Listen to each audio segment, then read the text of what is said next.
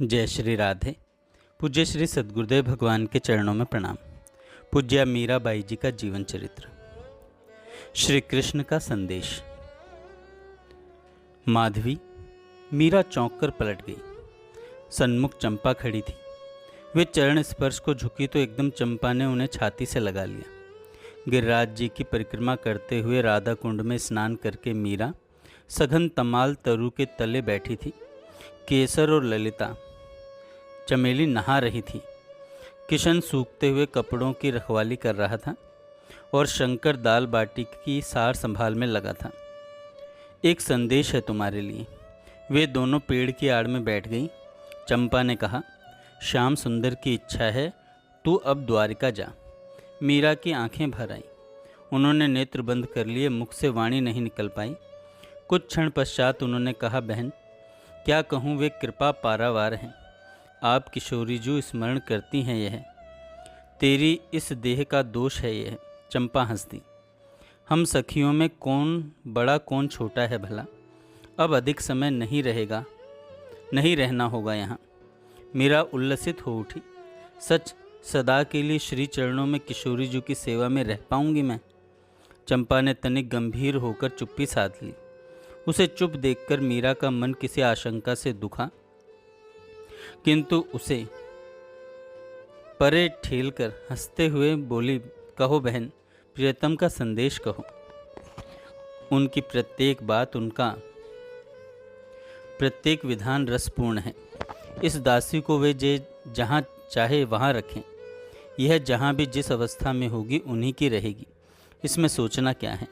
द्वारिका भी मेरे ही प्राणपति का धाम है। तुमने माधवी के रूप में प्रथम बार श्याम सुंदर के ऐश्वर्यमय स्वरूप के दर्शन पाए। तुम ही ने कहा था कि उनके 4 हाथ हैं, 2 से वंशी संभाले हुए हैं, 1 से गिरिराज उठाए हुए हैं, 1 अभय मुद्रा में उठा है। उसने मीरा की ओर देखा तो उसने स्वीकृति में सिर हिला दिया। तुमने सदा गिरधर गोपाल कहते हुए द्वारिकाधीश की उपासना कामना की। द्वारिकाधीश से ही तुम्हारा विवाह हुआ। क्या कोई भूल हुई? मैं अजान अबोध बालक थी। मीरा ने कंपित स्वर में कहा। नहीं रे। चंपा हंसी। केवल इतना ही है कि वे भक्तवांशा कल्पतरु हैं। फिर पत्नी को पति के घर ही रहना चाहिए ना। मीरा भूमि की ओर देखती हुई चुप बैठी रही। संकोच मत कर, जो कहना हो कह दें। मैं जाकर जो तू कहे कह दूंगी। वे तो निज जन प्राण हैं। उनका यह तात्पर्य है कि यदि यह व्यवस्था तुझे न रुचे, अथवा तुम जो चाहो, अथवा इसी में कोई परिवर्तन या कोई नवीन व्यवस्था चाहो, तो वैसा कर दिया जाए। वे तेरी इच्छा जानना चाहते हैं।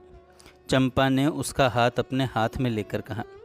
मीरा की आंखें बरस पड़ी। वह चंपा से लिपट गई। नहीं बहन, नहीं, वे जो चाहें, जैसे चाहें वही व्यवस्था करें। उनकी उदारता करुणा सीमाहीन है बहन। अपने जनों का इतना मन कौन रखेगा। मुझे तो यह जानकर कष्ट हुआ कि उन्हें मुझसे पूछवाने की आवश्यकता क्यों जान पड़ी। अवश्य ही अंतर में कोई आड़ ओट बाकी है। यदि है तो बहन सब मिट जाए, ऐसी कृपा कर दो। बस यही चाहिए मुझे। चंपा प्रसन्न हो उठी। यही तो चाहिए बहन। यह इतनी सी बात लोग समझ नहीं पाते। और बातें रहने दो चंपा, कुछ उनकी चर्चा करो बहन। श्री श्याम सुंदर, श्री किशोरी जू कभी अपनी इस दासी का स्मरण करती हैं? तुम्हें देखकर प्रिय मिलन का सा सुख हुआ। उनकी बात करो चंपा, उनकी बात करो। अपने आंचल से चंपा ने मीरा के झरझर झरते नेत्र पोंछे। धीरज धर बहन, अब अधिक विलंब नहीं है। उसने उन्हें गोद में खींच लिया। अपनों को कोई कभी भुला पाता है पगली। नित्य सांझ को जब सब सखियाँ इकट्ठी होती हैं, जब महाराज की प्रस्तुति होती है, तब श्याम सुंदर और किशोरी जू के मध्य तेरी चर्चा चलती है। बहुधा तेरे बारे में मुझसे पूछते हैं। कई बार तेरे वियोग में उनकी आंखें भर आती हैं। वे तेरे दुख से दुखी होकर कहते हैं कि मीरा की सेवा प्रशंसा करने वाला मुझे बहुत प्रिय है और उसका विरोध करने वाला मेरा भी वैरी है। मीरा ने चौंक कर सिर उठाया। हाँ, कभी कभी वे तेरा यह नाम भी लेते हैं। एक बार किशोरी जी ने पूछा तो उन्होंने कहा, मुझे उसका यही नाम अधिक प्रिय है। माधवी बनकर उसने क्या पाया? मीरा होकर तो उसने मुझे अपने प्रेम पाश में बांध लिया है। तुमने कहा कि मेरा विरोध करने वालों पर वे नाराज हैं। उनसे कहना बहन, वे बेचारे अनजान अबोध उनकी दया के ही पात्र हैं। मेरी करबद्ध प्रार्थना है कि वे उन पर कृपा करें। मीरा ने हाथ जोड़कर चंपा के पांव पकड़ लिए। चंपा हंस दी। यह तो उनका स्वभाव है बहन। भक्त के सामने अपनी समदर्शिता भूल जाते हैं वे कुछ नहीं भूलते चंपा। जीव ही अपना अभाग्य न्योता लाता है। किंतु मेरी प्रार्थना भूल मत जाना। विरोध करने वाले कोई भी हों, उन्होंने मेरा हित ही किया है बहन। विरोध से ही दृढ़ता आती है भक्ति में। यदि दुख देने वाले न हो तो जीव के पाप कर्म कैसे कटें? नहीं नहीं चंपा, उनसा हित करने वाला कोई नहीं है। भला कहो तो सही, सर्वेश की नाराजगी लेकर भी किसी के पाप काट देना क्या सहज है? नहीं। चंपा ने हंसकर सिर हिलाया और कहा, सहज नहीं है, परंतु अपने स्वभाव का कोई क्या करे। अपने प्राण सखा भी अपना स्वभाव नहीं छोड़ पाते। जानती है चित्तौड़ के राणा का क्या हाल हुआ? नहीं, मैं कुछ भी नहीं जानती। केवल इतनी ही प्रार्थना है कि उन सबका भला हो। बाईसा हुकुम। बाईसा हुकुम। ठाकुर जी को भोग लग गया है प्रसाद आरूगो। चमेली जो ललिता कहलाने लगी थी उसने आकर कहा। इसके साथ ही उसकी दृष्टि चंपा पर पड़ी। अवश्य ही उसका अलौकिक रूप और वस्त्राभूषण देखकर वह एक बार हिचकिचाई। फिर उसने अपनी स्वामिनी और उसके बैठने का ढंग देखा। वे दोनों जैसे बराबर की सखियां हों ऐसे बैठी थीं। उसे कुछ बुरा लगा। कहाँ चली गई थी चंपा? ढूंढ ढूंढ कर उनके पांव थक गए। किसी बड़े राजा के यहाँ चाकरी करने लगी है क्या? बाईसा हुकुम जैसी स्वामिनी तो 7 जन्म में भी नहीं पा सकेगी, समझी? समझी। चंपा हंस पड़ी। आज तेरे हाथ का बना प्रसाद पाने की मन में आई, इसलिए आ गई। कहते हुए उठकर उसने चमेली को हृदय से लगा लिया। स्पर्श होते ही उसे चंपा के अलौकिक स्वरूप का ज्ञान हुआ। वह हक्की बक्की सी उसकी ओर देखती रह गई। फिर एकाएक उसके चरणों में गिरकर आंसू बहाने लगी। यही अवस्था केसर की हुई। अरे उठ, मुझे भूख लगी है। चंपा ने हंसकर उठाया उन्हें। उनकी देखा देखी किशन और शंकर ने भी चरणों में मस्तक रखा। उठो भाई, उसने हाथ से उनका मस्तक स्पर्श किया। इतने समय तक साथ रहकर भी न पहचान पाने और कभी खरी खोटी कह पड़ने के लिए क्षमा प्रार्थना की और जीवन सफल होने का आश्वासन पाया। सदा तुमने मेरी सेवा की है, आज मैं तुम्हें परोसकर खिलाऊं। यह एक सेवा मुझे करने दो। मीरा ने कहा। नहीं, हम दोनों साथ ही प्रसाद पाएं। चंपा ने कहा। आ मेरी थाली में तू भी पाले। भोजन के बीच केसर ने देखा कि सबकी नज़र बचाकर उसकी स्वामिनी ने चंपा के हाथ से उसका झूठा ग्रास छीनकर अपने मुख में रख लिया। अब जाऊं मैं। चंपा चलने को प्रस्तुत हुई। सेवक सेविकाओं ने पुनः प्रणाम किया। मीरा कुछ दूर तक पहुंचाने चली। जब तक कुछ सब कुछ भाव में था तब इतना कुछ नहीं होता था। अब तो लगता है जैसे कोई प्राणों को खींचकर बाहर निकाल रहा हो। पहले लगता था वे सदा साथ हैं, कहीं एकांत नहीं मिलता था। अब उनका गला भर आया। तू क्यों व्याकुल होती है पगली? तू जब चाहे तब श्याम सुंदर नेत्रों के सन्मुख उपस्थित हो जाएंगे। अब वह और तू 2 रहे हैं क्या? नहीं बहन, मीरा तो कब की उनमें लय हो गई है। यह देह भी, इसके भी रोम रोम में वही। फिर भी प्रत्यक्ष बिछुड़ना प्राणघाती लगता है। तू यहीं ठहर। कहकर चंपा आगे बढ़ी और वृक्षों की झुरमुट में लोप हो गई। चंपा का परिचय पाकर चमेली केसर चकित थी। जीवन साथ साथ बिता दिया, फिर भी पहचान नहीं पाया कोई भी।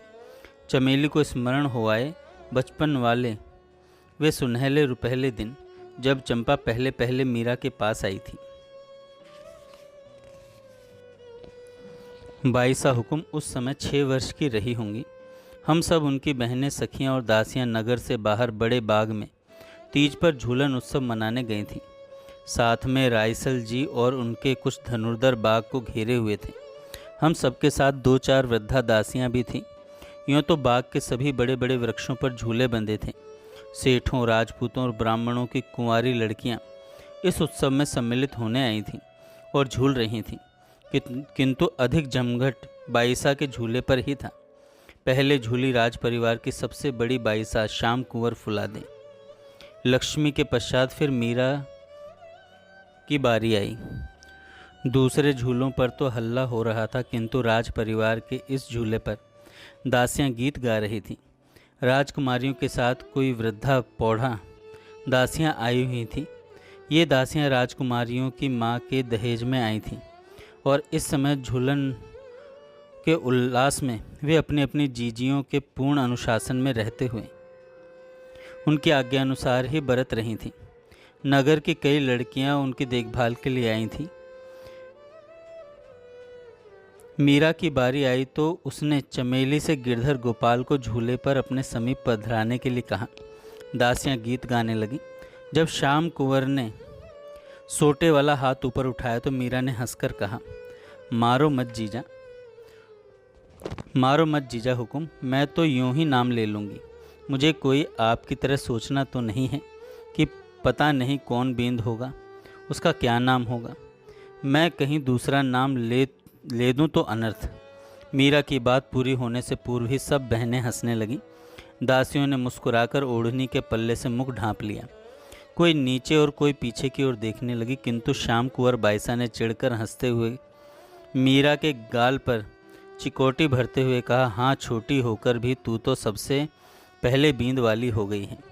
आहा जीजा हुकुम, केवल बींद ही नहीं, सबसे बड़ा बींद भी मेरा ही है, देखिए न। कहते हुए उन्होंने झुककर अपने गिरधर की ओर देखा। चुप बेशरम, बड़ी बींद वाली, 1.5 बीते की तो है नहीं, उतर नीचे।